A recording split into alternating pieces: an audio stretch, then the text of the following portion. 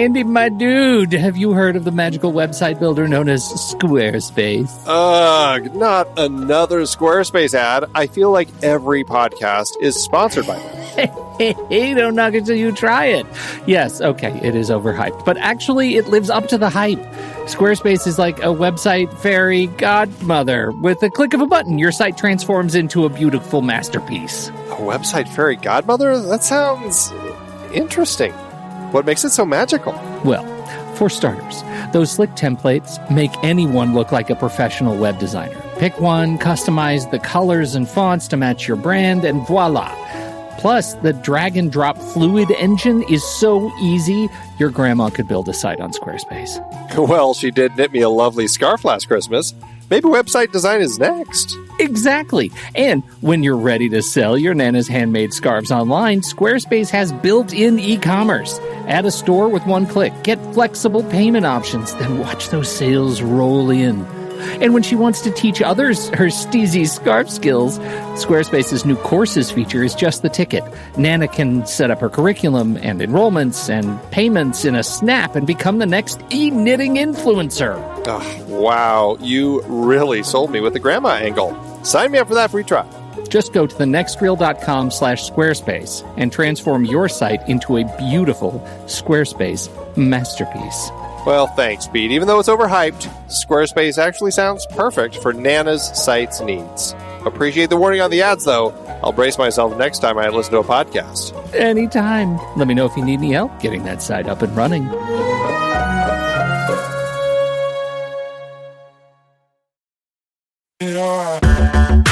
Andy, can you believe we've almost hit 700 episodes of The Next Reel?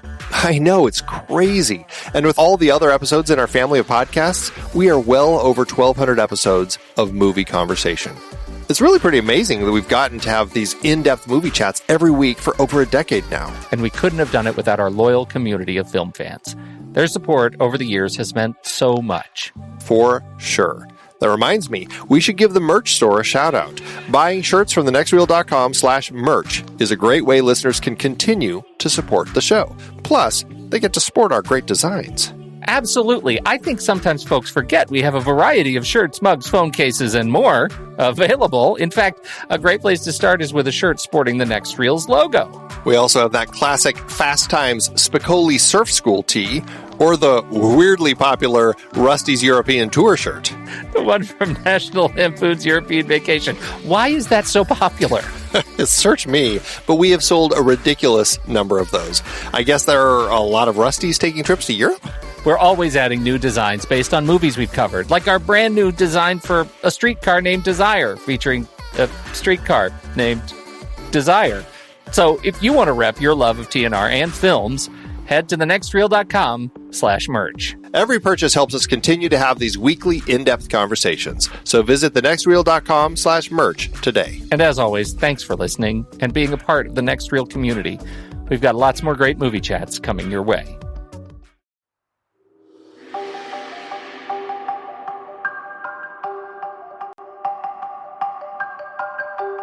I'm Pete Wright. And I'm Andy Nelson. Welcome to The Next Reel. When the movie ends, our conversation begins. Song of the Exile is over. Grandma cooks well, not like Mommy.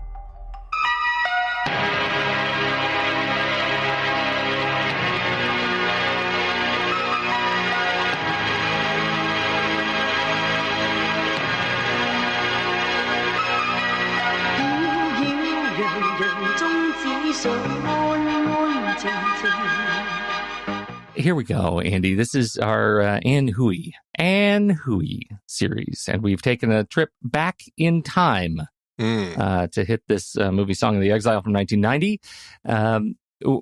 Why again are we talking about Ann Hui?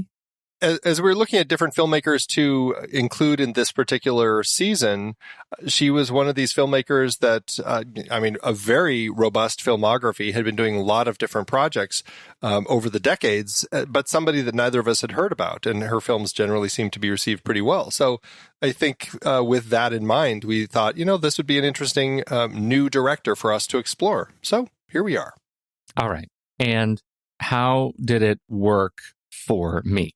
I think that you thought this was okay.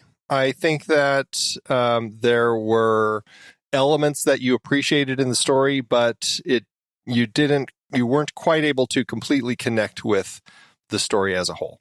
Okay. I think that you probably liked it more than I did.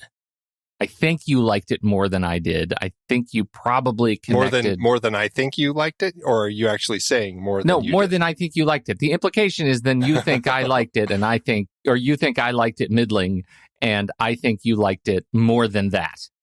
Okay. Okay? Gotcha. And because I think you continue to really connect with these sort of small family discovery movies. And that's... And so I think you probably were... I can't say anything without outing myself. I think that job is done. I think that you were hornswoggled into believing that this is a great movie.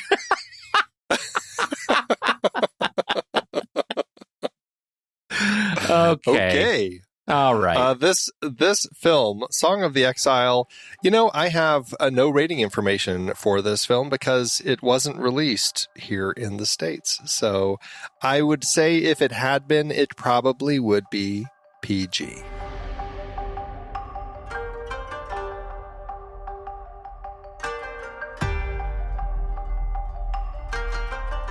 Hey, do you want to watch this movie and help us out? Well, good luck with this one. You're not going to see it on Apple or Amazon. But you know what? This is one of those movies that you kind of have to just go find on YouTube. Somebody's put it up there.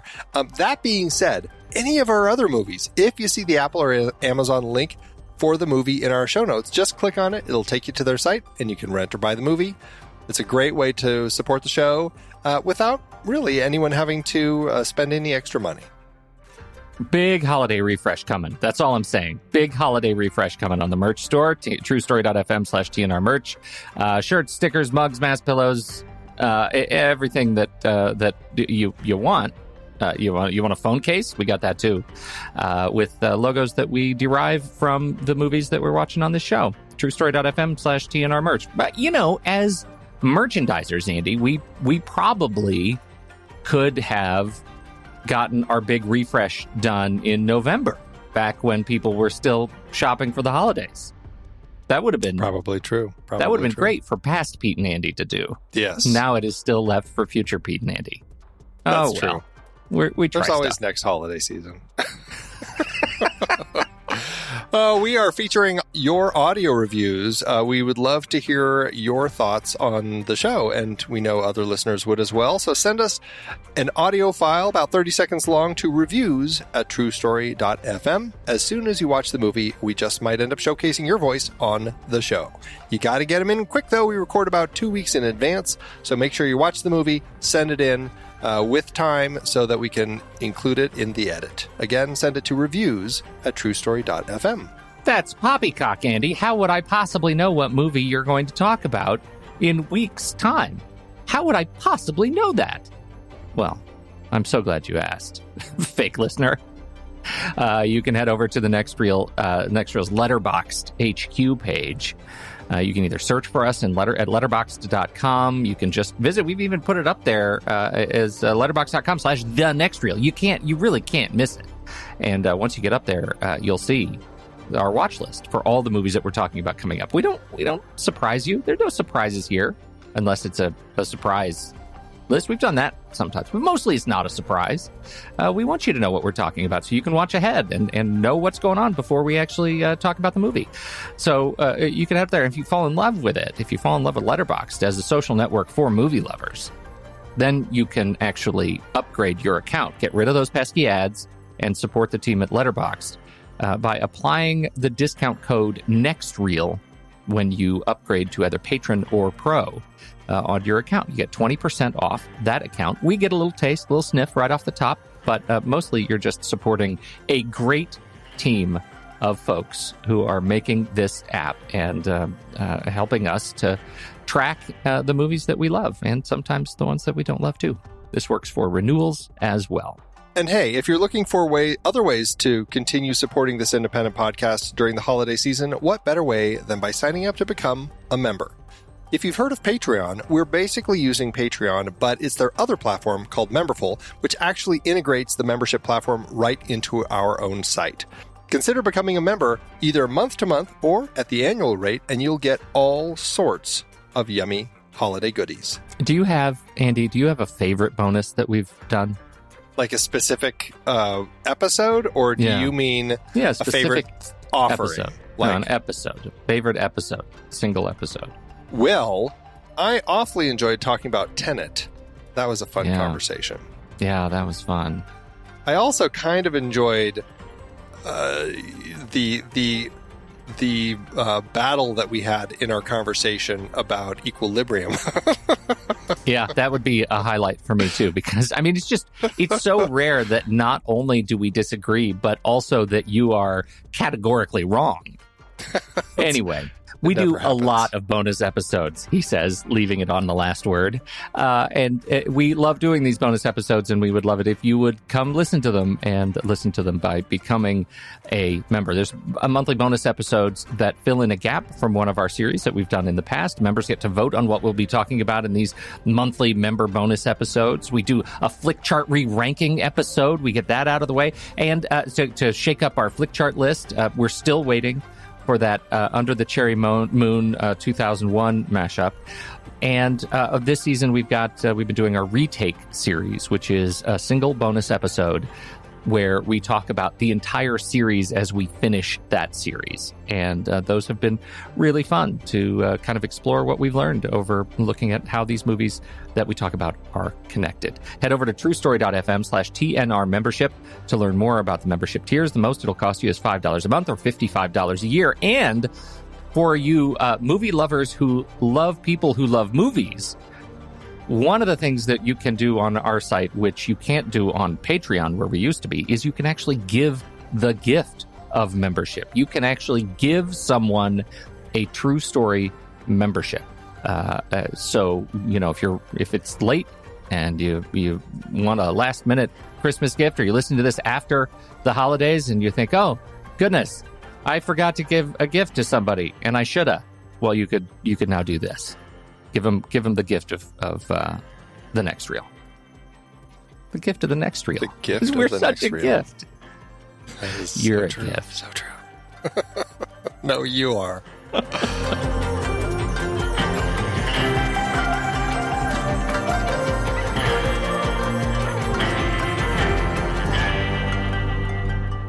Andy, Song of the Exile, I opened the notes and I saw that you had written this question, and I thought you had so perfectly captured my feeling about this movie. It actually echoes the last line I wrote in my notes. You wrote, "Who is the exile and why does she get her own song?" And I wrote, wait, whose story is this?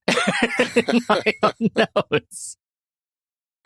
So funny. So funny. Although I don't know if I like that question more or my follow-up question. Why were perms ever in fashion?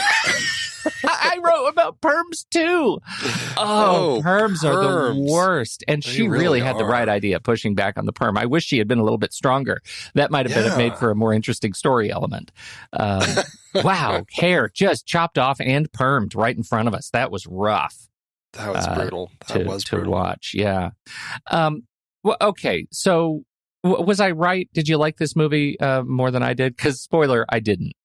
Well, then I guess I did, but I don't think I liked it that much more than you. Like this was a film that I thought was interesting. Like I enjoyed some of the elements that they were doing in the story. I kind of enjoyed the concept of family and this idea of figuring out that your parent is actually a person and has a story and history of their own that you never really knew because you were a kid and you just never saw that.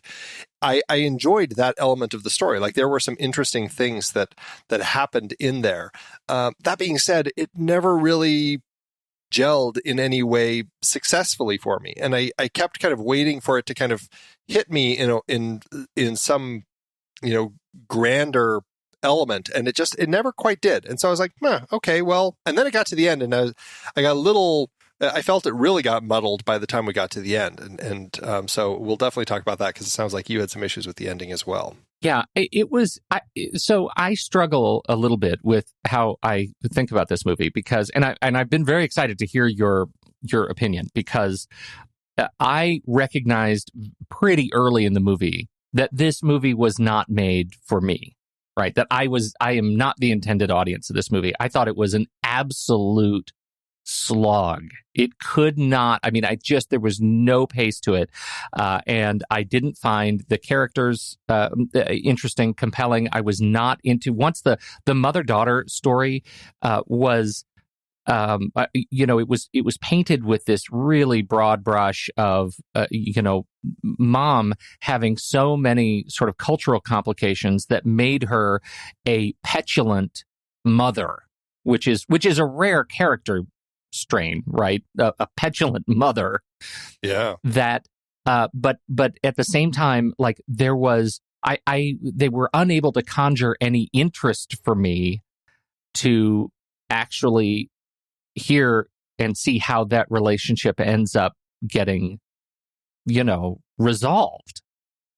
Do you know what I mean?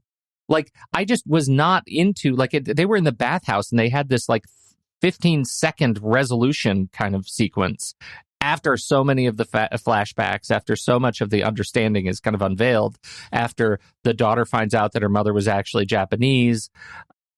So many of those things end up getting resolved. That was the most sort of unrequited kind of resolution sequence. I felt like there is nothing in here that makes me care about the mother-daughter relationship anymore. I thought they were going to lead me toward a rebuilding between the two, and I never really got there. Yeah, I feel like there was a little bit, but it never in a way that really worked for me. And I guess that's the conflict that I have with the way that the story is presented. It really feels like Hu Yin's story, that played by Maggie Cheung. I think she's a great actress. I generally have enjoyed seeing her in the films I've seen her in. She plays the daughter, and we actually start with her in London. She's, as we find out, she actually left home when she was pretty much as soon as she could. She wanted to get out. She's going to school. She's getting her master's in London. And really just kind of has this life where she wants to be a journalist, but she also kind of acknowledges it through voiceover, and there's plenty of voiceover in the film. She's the sort of person who never really is that aware of what's going on in the world other than like just kind of the clips that she sees on TV and stuff. So we're setting her up as this type of character who is very kind of, really to a certain extent, kind of has a self-centered element with her. And which I thought was interesting as that was explored in the film, because as we see, we kind of, she ends up coming home because her sister's getting married. She didn't get the big job at the BBC that she was hoping for. She needed kind of a change. And so she decides her mom wants her to come home and she doesn't want to, but with everything else going on, she decides to. So that kind of sets our story in motion. She goes back to Hong Kong for her sister's wedding. And that's where all the conflict begins, because mom, as you said, is very petulant. Really kind of shockingly so. This kind of way where I'm like, what is going on with mom? Like, why does she act this way with her daughter? And then you really start seeing, she guilt trips all this stuff because her daughter left, all this sort of stuff. So you start kind of seeing there are these elements, and mom really holds a grudge against her daughter for basically never being there for her, never kind of connecting with her, always hating her. And so I don't know, from the beginning, I was like, it's actually a really interesting setup. I liked kind of the way that we're set up with these characters. Just from that initial setup, did you find anything interesting? Yeah, I found hope. Right. I felt like this was going to be potentially an interesting story, because I do like the idea of unveiling this history, this like secret history. That this she is learning her story becomes a vessel to tell mom's story. And I think that could have been really compelling, right? This whole idea that as she learns, it's not really Hu Yen's story at all. It is her mother's story. And as she learns about her mother, she learns about herself, right? That becomes kind of the log line of the spiritual intent of the movie. And it never quite gets there. In fact, it's, most of the sequences that deal with the actual reveal of the mystery are just kind of ham-fisted exposition-y stuff, like that makes it feel much more like is there a Chinese alternative for like Lifetime, or is it just Lifetime? Because it really felt like kind of a movie of the week sort of Lifetime soap opera. Like it did not feel like an artful reveal of the emotional struggle that Mom went through that made her the way she was. And I think there are hints of that of being the way she was, but I didn't feel like I really connected with them. So let's go to the flashbacks, right? That's really where it all starts for Mom as a little girl. Not Mom as a little girl. Hu Yin as a little girl. We actually never see Mom as a little girl, right? No. We see her as a young woman when she gets married. So of her as a young woman, was she already, the petulant mother to be at that point, or was it really on the shoulders of the grandparents that made her the way she is? Oh yeah, I mean, I definitely would think it was the grandparents. Like, I didn't feel that there was an issue with Mom. I feel like this is one of those films where I feel like being from the area is probably going to help a lot to contextualize with the history and everything, all the talk about Manchuria and the war going on between Japan and China, all these different elements, and how in context of, what we find out is the story about Hu Yin's father had been a Chinese soldier, a translator who had helped Aiko, that's Hu Yin's mother, when she tries to stop one of the trucks because there's a baby that needs help, and the two of them fall in love, and it was very much kind of that culture clash of a Japanese and a Chinese person falling in love with each other while they were off in Manchuria, and it just turned into an interesting element of kind of that whole political dynamic of marrying somebody from the other side. And again, if I had a better understanding of the history of this particular area, I feel like I would have gotten a lot more out of the story. As it is, I think there are enough bits and pieces for me to kind of piece it together. I mean, I generally get a sense of what's happening, but it took me a little longer. And so that was frustrating. Like, I couldn't at all figure out why the grandparents were so hateful toward her. Like, what was going on with these grandparents where they wouldn't even let her do any of the parenting?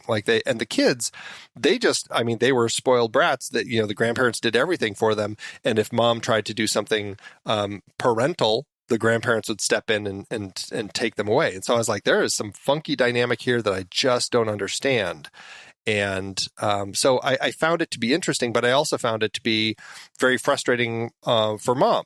And I was like, what is going on? And I didn't realize she couldn't speak the language. There was this wall between them. And also the parents being Chinese, they looked down on her. So there was a lot of these elements that I just missed. And, I was able to kind of pick it up later as we start learning and putting these pieces together. But I think initially that made it harder for me to figure out. But I never really looked at it as Mom's problem. Like, once I started figuring out what was going on, I was like, okay, so the grandparents are really the one. It really is prejudice and these opinions they have of the other that really kind of pushed her down, forced her to not be a part of her kids' lives. And I mean, even when she and her husband are going back to Hong Kong, the kids opt to stay with the grandparents. I mean, these parents had no agency. It was very frustrating that they do so little for the kids. That kind of drove me nuts. But that being said, I don't know if I got enough really to kind of piece all that together as effectively as I would have liked. Yes. It's there, but it just wasn't as effective as it could have been. Well, and that I think gets back to, the question that I had early on, which is I didn't like the movie. It clearly was not made for me. And would this have been better if I spoke Cantonese, Mandarin, and Japanese and actually had a broader understanding? When we were in Korea, this was the bit of perspective shift that I feel like this movie was trying to convey that I was unable to latch onto. We're in Korea and we're talking to some folks about about history, and they reflect to us that how thankful they were that the U.S. dropped the atomic bomb, Hiroshima and Nagasaki, right? That was amazing because it effectively liberated the Korean Peninsula.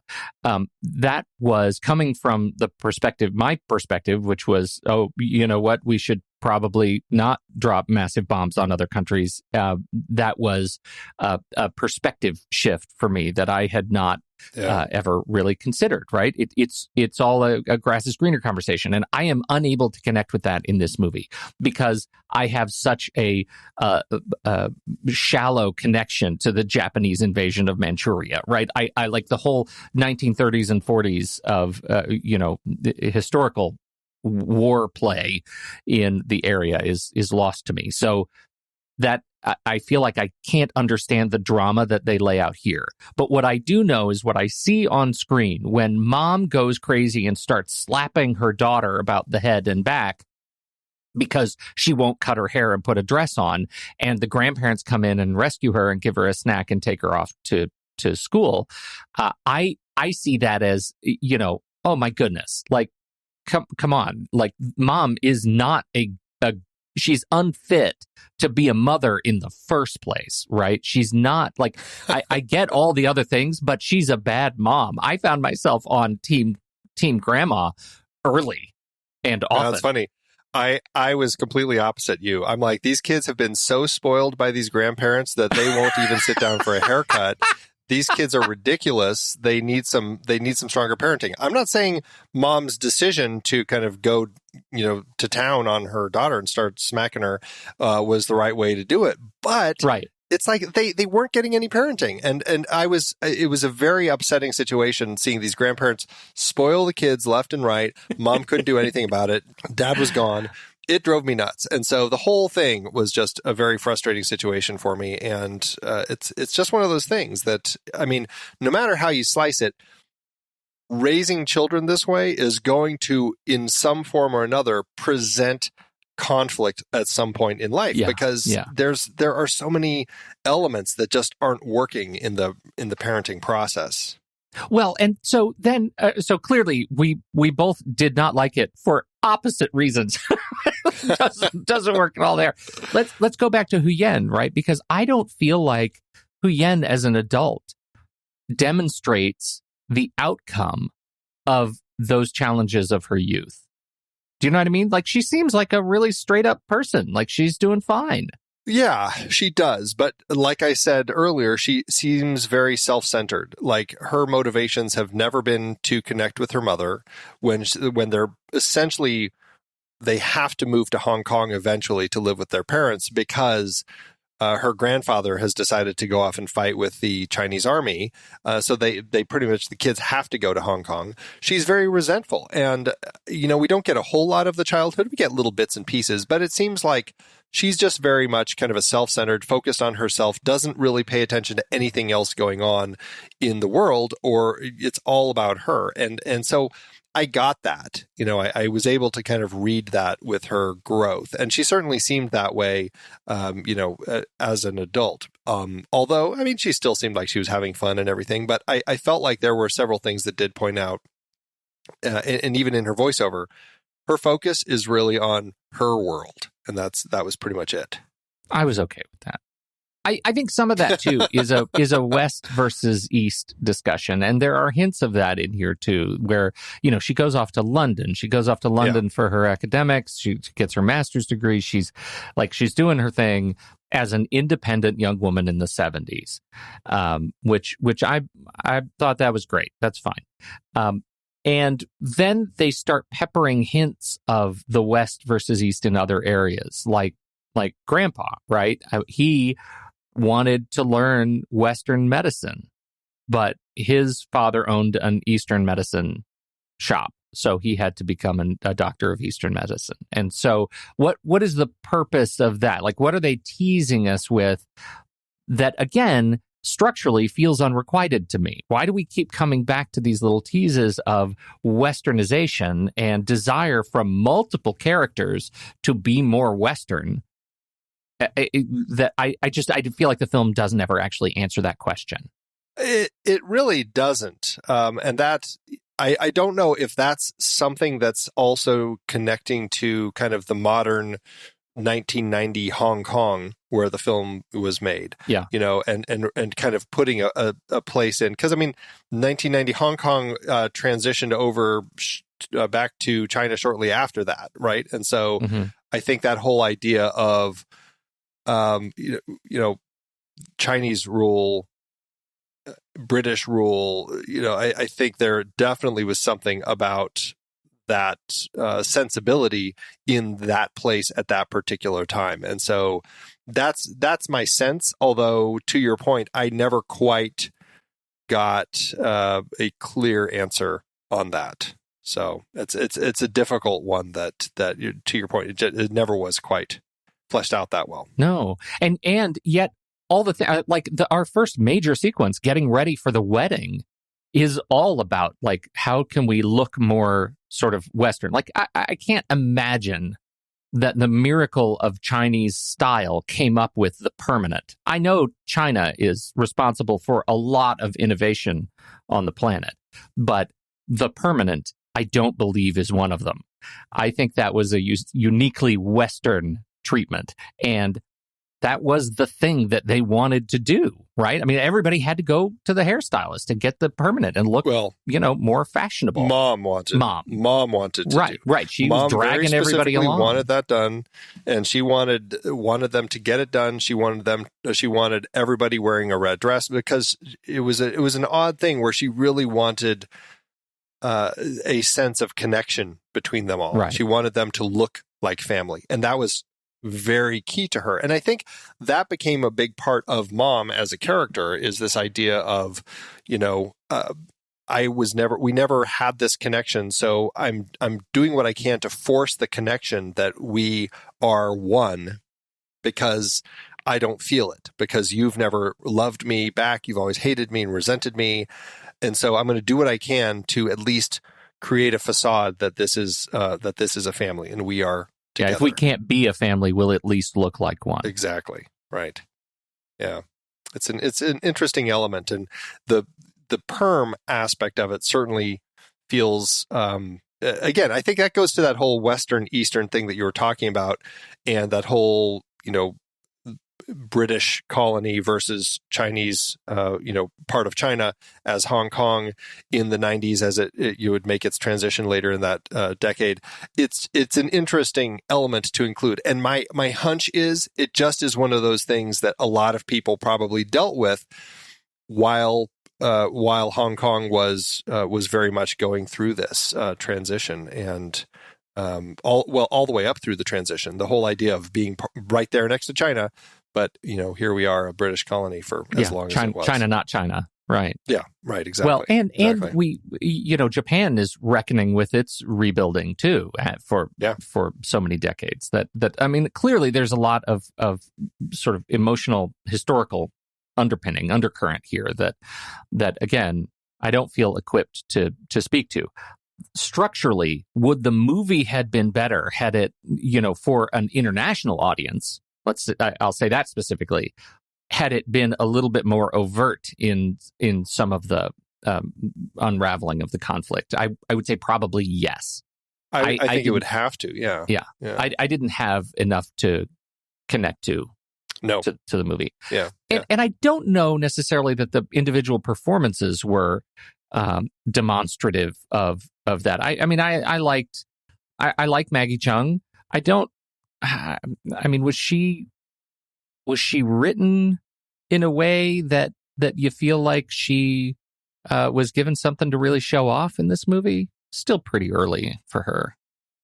Well, I mean, it was really kind of the transition. It really was her journey with her mom. Like when she goes to Japan, when mom finally realizes there's nothing for me here, I'm going to go back home to Japan. My brother said I can go, and he'll take me in again. And this is a family that she had left. When she got married to her husband, her Chinese husband, she kind of shut the door with that family. And here she is finally returning.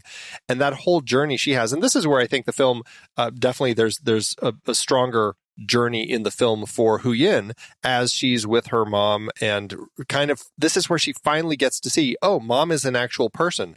One, mom's Japanese. I had never known. It was always the secret that nobody ever talked about, which I found to be very interesting, especially as Hu Yin now is grappling with the fact that she's also half Japanese, which she didn't know. Mm-hmm. And then the journey that Aiko takes as she reconnects with her brother and his wife, with old friends, old rivals. One of the things that I found interesting, again, it wasn't dealt with as much as it could have been, but I thought it was really interesting when she goes to meet up with her other brother. Oh God, I love that. Meet, okay, yes, they meet up at a restaurant and they have a scene where they're going to reconnect, and we follow Hu Yin and her uncle as they go off on a walk to leave the two of them, Aiko and her brother, to talk. And when we come back, we find out that they had fought and Aiko was gone. And as it turns out, her brother, and I thought this was really interesting, her brother had been a kamikaze pilot. Yeah. And as we find out, as the brother says, he's still at war. He never really kind of got over everything. Though he was a kamikaze pilot, the war ended. He never was able to kind of fulfill his mission and always carried that. And that was like, wow, I never really thought about that in context of kamikaze pilots and how like mentally, the end of a war could kind of put you in a place where you feel incomplete.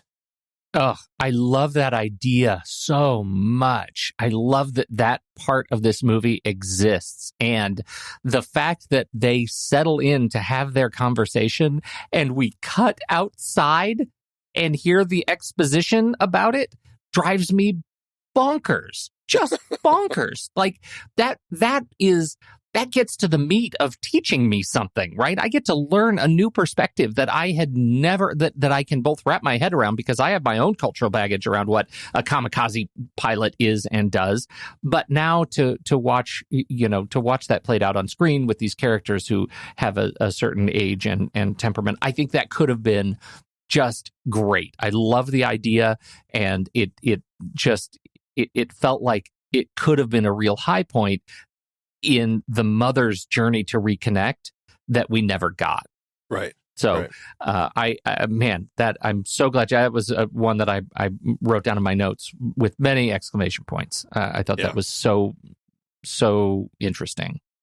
Very much so. And I agree. Like, stay with that so we can follow along with it. Don't just fill us in on through voiceover as she's talking with her uncle. And it would have been a really interesting conversation to have and to see that play out. And that was one of those moments I'm like, did Ann Hui, we haven't talked about the fact that this is a kind of a fictionalized autobiography of her life. I think that she was, she was born in Manchuria, and then she went to film school in London. And so there were parts of her life that she was kind of pulling apart. Her mother was Japanese. Her father was Chinese.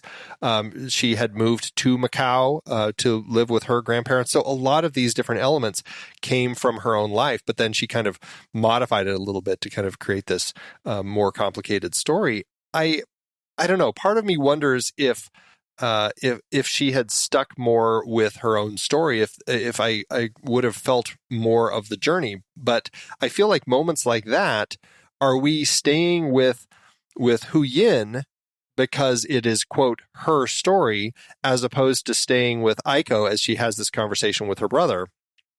And I feel like those are moments where I feel like, it could have been a stronger film if we stayed with Aiko instead of going off with with Hu Yin. So I don't know. I feel like it was a story decision that she made, and I don't know. I don't know how I feel about it. It was a lack of commitment to my eye. Like I wanted it to commit to. I felt like the mother had the more interesting story, and I wanted to commit to that. And there were so many bits of Hu Yin that I didn't feel added enough to that story. I think that's where I'm coming down. There was a bit that I wanted to just clarify with you, the cleaning the house bit. Okay, with her aunt. Yeah, I get that was her aunt. Okay, and they don't speak the same language. Her aunt speaks Japanese, and she's speaking Cantonese. Okay, there was a mistake of language here. It starts very simply, and I think in terms of dissecting the scene, I think it's a good bit of humor. She says, "Are you hungry?" And Hu Yin shakes her hands no, as if she's not hungry. But the aunt somehow is not able to understand that they don't speak the same language. Is that's the setup? Because the aunt Hu Yin then goes and sits down and starts shoveling food in her face, and the aunt says, "Oh, I thought you weren't hungry." Oh, I wrote in my notes, the aunt is really stupidly confused. Yeah, I'm like, it's been made clear they don't speak the same language. Like, why? Yeah. Like the way that played out, I'm like, she knows they don't speak the same language. Why is she trying to have this conversation? And then why is she misinterpreting everything that Hu Yin says and does, thinking that she's understanding her? Like, that drove me nuts. It just straight up drove me nuts. It is the definition of willful ignorance to me, right? Absolutely, that is a real problem. And so I already am struggling with the comedic element that I think she's trying to insert into the film here, that it's kind of funny, this cultural misunderstanding. But then does she go and sell the house out from under her mother? Like, is that the upshot? Because that's never resolved. I think the aunt. No, it is. It is resolved. I mean, there is a conversation earlier in the film about something involving some property that she and her brother, like, I thought maybe it was the family home and she and her brother co-owner, she owns it or something like that. But she was going to turn it over to her brother. I can't remember exactly what happened, but there was something. But then the aunt has this conversation, misunderstands everything. But then as it turns out, later, we have the resolution when her aunt is like, "Oh, your sister or your mother decided that we could stay and it's fine." And so it's like, yeah, but that's because you were having a conversation with someone who doesn't speak the language, you ding dong. Yes. Yeah, she was. That's how she was trying to resolve it. Was that? Yes. She ended up speaking to somebody who does speak the language. She spoke to when Aiko finally came back home, she talked to them and had that resolution. They're like, "Oh no, I'm not selling the place. You can keep it or whatever." Yeah. Okay. All right. That was a strange moment. There were a few things like that in the film that I'm just like, where are we going here? Like, I don't feel like that's other than creating that kind of comedic confusion of languages. It just didn't lend itself to this story that we were telling. No, not at all. It was a bit baffling, and I didn't necessarily find it funny. And I wondered if maybe that is yet again another example of a Chinese interpretation of language barrier that I don't understand. So I'm absolutely willing to leave that out there. But let me tell you what, and this is probably a better topic for a later retake episode, but let me tell you what I didn't see in A Simple Life. Any of these kinds of things, right? A Simple Life, it was a movie that felt like it had the same sort of tone and texture as a filmmaker, Ann Hui, but structurally, I didn't have any of these kinds of issues and found that really surprising, just how far she has come between 1990 and 2000, what was it, 12? 2011. Hello. 2011. As of 10 years. Right. I do math. Good. So I thought that was really interesting. She's come a long way. I found this film clumsier than that one.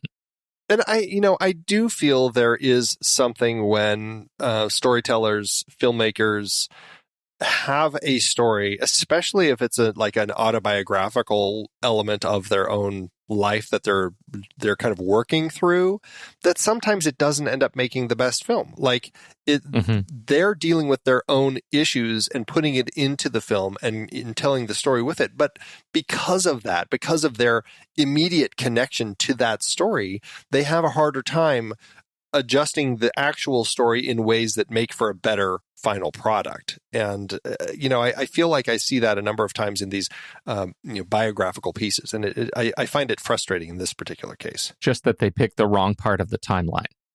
I don't even think that. It's just like the wrong perspectives. Like they can't, they're seeing it from their own perspective and they can't let go of that. Yeah.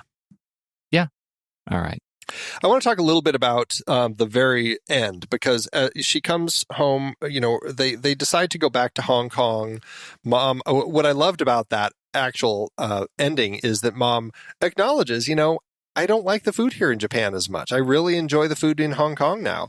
Like that acknowledgement of like, I'm my own person and I'm okay being alone in Hong Kong. Like I enjoyed that recognition that Mom had of, being who she is. Like that actually was great for me. I enjoyed that. What we do find out, though, is that her grandfather, Hu Yin's grandfather, had a stroke. He was still, strong and fighting and defending China and all this sort of stuff. And so Hu Yin goes back and visits her grandparents.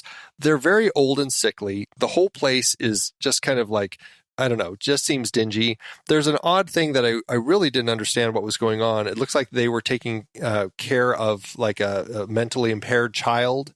And like the way that they were acting with that child, the way that Grandpa was talking, like just everything seemed like Hu Yin was finally recognizing, gosh, they're not that great. My memories were so rosy, but it's like, it's not that great here. Mm-hmm. Like, is that what we were meant to get? Because then we have this moment when Hu Yin goes out and cries, and we got some great close-ups of Maggie Cheung's face as she's crying. And then we get a few random shots, like a shot of a house and then a shot of a bridge, and the movie ends. It's like, I'm not sure what just happened with the end of the film, but didn't know, did Grandpa die right then?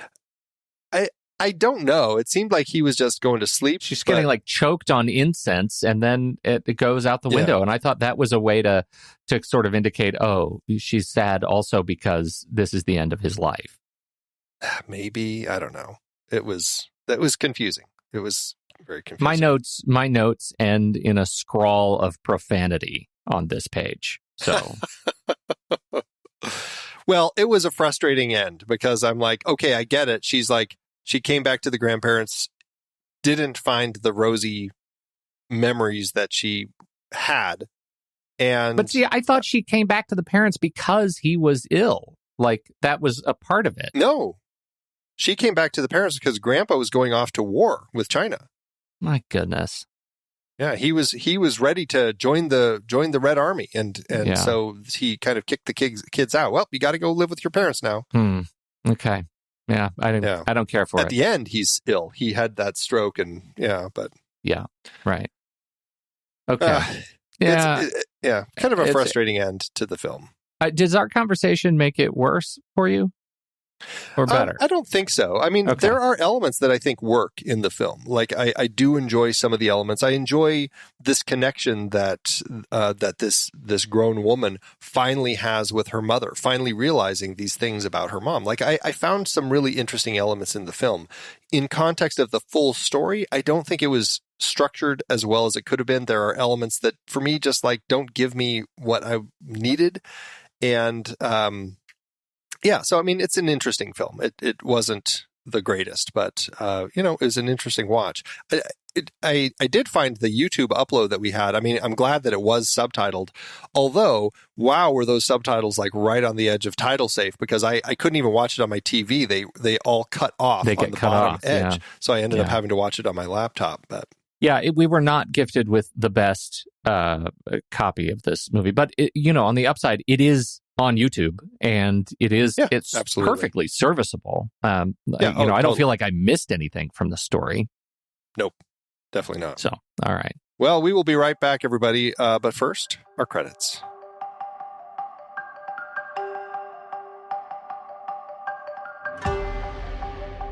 The Next Reel is a production of True Story FM. Engineering by Andy Nelson.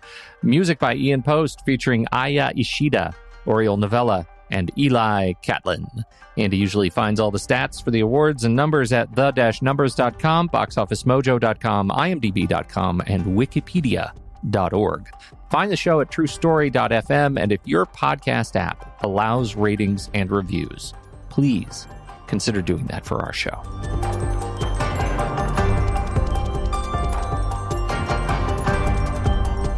Andy, how'd it do at awards season? It wasn't a big awards film. It had 2 wins, 5 other nominations. At the Asian Pacific Film Festival, it did win Best Film, tying with the film Buddies. At the Golden Horse Film Festival, it won Best Original Screenplay. It lost Best Feature Film to Red Dust, and it also lost Best Makeup and Costume Design to Red Dust. And then at the Hong Kong Film Awards, it was nominated for 3 awards, Best Picture, Director, and Screenplay. For Best Picture and Director, it lost to Wong Kar-wai's Days of Being Wild, and Best Screenplay lost to Queen of Temple Street. So, it had a minor bit of recognition. And I think this was actually the film that Taiwan, or it was selected as the Taiwanese entry for Best Foreign Language Film at the Oscars, but it did not end up becoming a nominee. And Days of Being Wild, also with Maggie Cheung. That's one I need to watch. I have not seen that one yet. Have you? No, I haven't. In fact, Maggie Cheung, I think you could say I've seen, In the Mood for Love and Hero, obviously. So pretty much I've seen the Maggie Cheung movies that we've done for this show. That's it. I'm trying to remember if I saw one of the Police Story movies that she was in. Oh, right. Of course, I've seen the Police Story movies. But otherwise, I don't think I've seen much more of her either. I keep feeling like Police Story 3, Super Cop. So I did see her in that one. Yep. Not much. Did you see her as Kat in It's a Drink, It's a Bomb? 1985's hit, It's a Drink, It's a Bomb. I guess I missed that. Did you see that? I missed that one. Oh, I saw her in, I think I saw her in Chinese Box. That was the Wayne Wang film with Jeremy Irons. That was really kind of all about the transition for Hong Kong. In the Mood for Love, Hero, 2046. I saw 2046 too. Yeah. So I've seen more than that. She was in a deleted scene for Inglourious Bastards. How interesting. I need to watch that deleted scene. Okay. Well, I feel better about that then. I can safely say I liked her in most of those things better than this. All right. I mean, it felt very melodramatic. Yeah. That's it. How did it do at the box office? Did you make any money?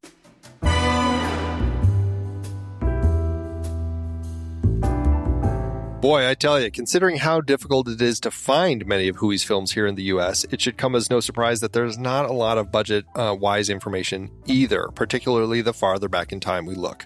For this film, I couldn't find anything related to its budget, unfortunately. The film did open April 27th, 1990 in Hong Kong, but as I mentioned earlier, it doesn't look like it ever even played in theaters here in the U.S. Outside of that, I also couldn't find any info on the box office, so that's where we sit with this one. Adjusted profit per finished minute of null. Null right. And void. Well, I wish I loved it better. I loved it better. That should have been the subtitle. It's an interesting story. It has elements that did work for me, but those far get outweighed by the elements that didn't work. So it's frustrating. It's a frustrating watch. All right. Well, we're going to be right back with our ratings, but first, here's the trailer for next week's movie, which is Our Time Will Come.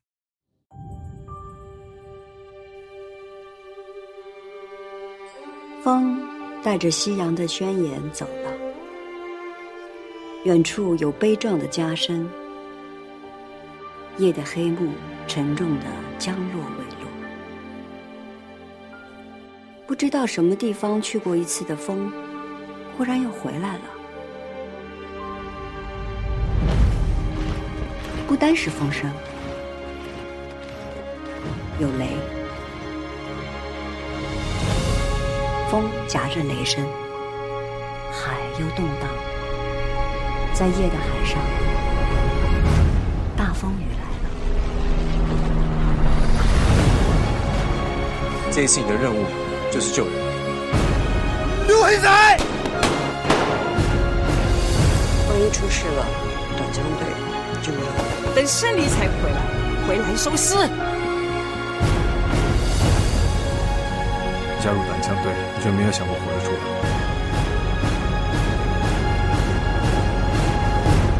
这里的很多事情，你永远不会明白的。All right, Andy, Letterboxd. How do you end up rating this movie?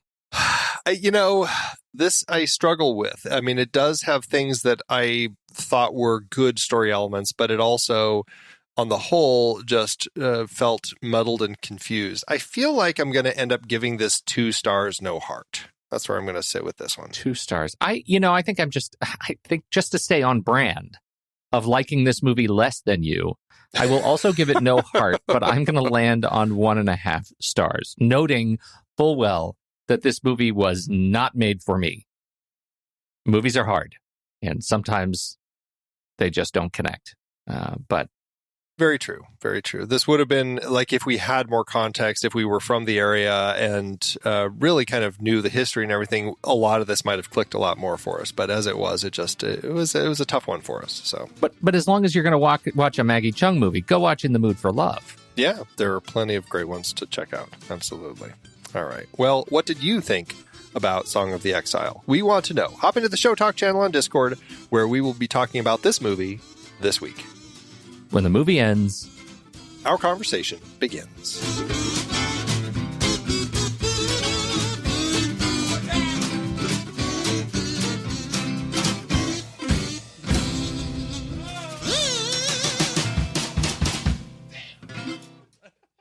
Letterboxd giveth, Andrew. As Letterboxd always doeth. Yeah. I mean, people feel strongly about this movie, as they often do on Letterboxd. There's a lot of love. A lot of people certainly connected with it more than we did. How did you, where did you land? I actually went high. I went with a 4-star by Katya, who has this to say. It's funny because Katya's review, I don't feel reads as a 4-star review, but you be the judge. 4 stars by Katya. Mommy Issues, the movie. Oh, that's cute. I almost went with Junie Ying's 1-star review of Stomach Cramps. It just says Stomach Cramps. But I ended up going with, and this is thanks to a nod to Blot in the Discord chat room, but I do appreciate this 1-star review from 47. I don't know how to put in words just how awful this film is. And I say this as someone who would gladly offer any of her limbs for sacrifice to worship Maggie Cheung's name. That's really pretty gruesome. And I will add that we did not watch this on a great format, but Ben does note in his review that the DVD it sounds like pretty bad. Sounds like that's even worse, yeah. Yeah, it sounds like that might be even worse. I don't know. I don't know. I mean, unless that's the version that we ended up watching that had been put to YouTube. It's bad. So, here's hoping for those who love this film. Here's hoping that it gets a little bit of polish treatment on a re-release. Yeah, absolutely. All right. Thanks, Letterboxd. You're the best. Andy, it's hard to believe we've been having weekly conversations about movies since 2011. Oh, you're telling me. Producing this show week after week is so much fun, but it does require a ton of work behind the scenes.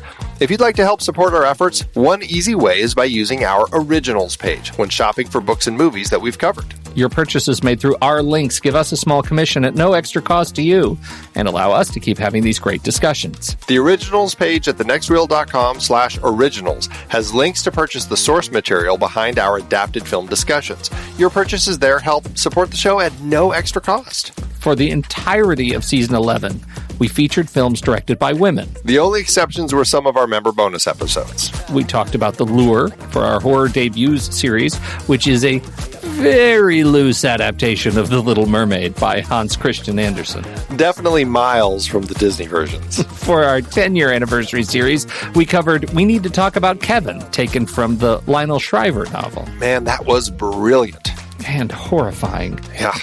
The Journalist series included Merrily We Go to Hell and The Weight of Water, adapted from Anita Shreve's bestseller. We filled some gaps in previous series with member bonus episodes on adaptations like Malcolm X, Mr. Blandings Builds His Dream House, Cactus Flower, Wild at Heart, Life Force, and The Blues Brothers. Our John Hurt series looked at a trio of adaptations: Chilly Scenes of Winter from the novel by Ann Beatty, Awakenings based on Oliver Sacks' nonfiction book, and Rambling Rose adapted from the Calder Willingham novel. 2 films in our coming-of-age debuts series were adapted from books: The Virgin Suicides from Jeffrey Eugenides, and The Diary of a Teenage Girl, Phoebe Glockner's graphic novel. We had Queen of Katwe for our sports series based on Tim Crothers' nonfiction book. And Clueless kicked off our 90s comedy series, loosely adapted from Jane Austen's Emma. It totally took place in the 90s, though. Find all of these books and more adaptations on our originals page at thenextreel.com/originals. Start your next read from the movies we've covered. Visit thenextreel.com/originals today.